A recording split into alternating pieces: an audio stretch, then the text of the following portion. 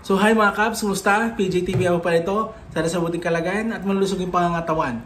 So, kung di ka pa naka-follow, i-follow mo na aking Facebook page, YouTube channel, TikTok account, at huwag kalimutan ma-like and share. Tara, umpisan natin ang video. So, nag-viral nga mga Kabs yung nangyari nga pagkuha ng wine glass ni Senator Cheese, ni First Lady Lisa Marcos. Viral na viral ito. Kasi kumuha ito ng mga negative comments, kung ano pang babash. Pero napaka-gentleman ang ating Senator Cheese sa sitwasyon na yon.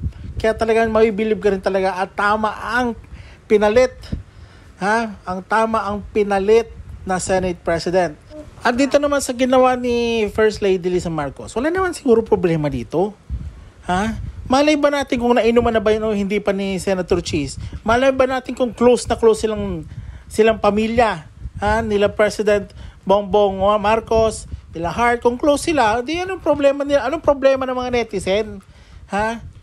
Ang dapat magalit dyan si Senator Cheese kung nabasto siya.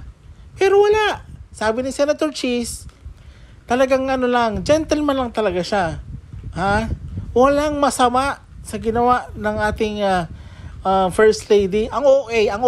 Alam niyo dapat ng reaction ng mga DDS, mga DDS. Alam niyo bang dapat yung reaksyonan?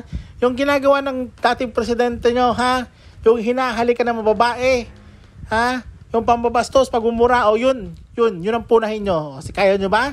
Hindi naman niyo kaya. Ito para nakiinom lang ng wine glass, big deal. Wow! Double standard pa tayo?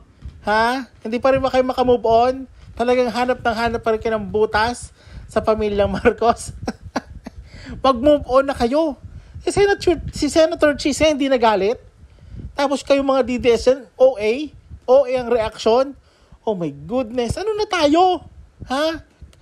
Wine glass nyo ba yun? Alak nyo ba yun? Alak nyo ba? Kaya kung makareact kayo, Sa isang text message, sinabi ni Escudero na ang kanyang ginawa ay pagiging isang gentleman. Dagdag ni Escudero, kung para sa iba ay pagiging makaluma o under ang ginawa sa kanya, hindi raw kailanman makaluma ang pagiging maginoo at pakikipagkapwa-tao.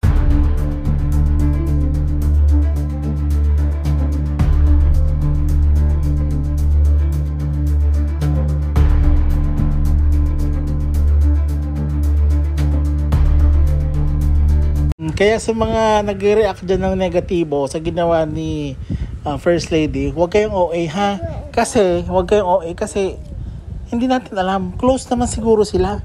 Hindi nga nag-react yung taong si Senator Cheese. Tapos kayo react ng react. React kayo dun sa mga hinalikan ng dating presidente nyo, susunod na video mga Kabs. Bye!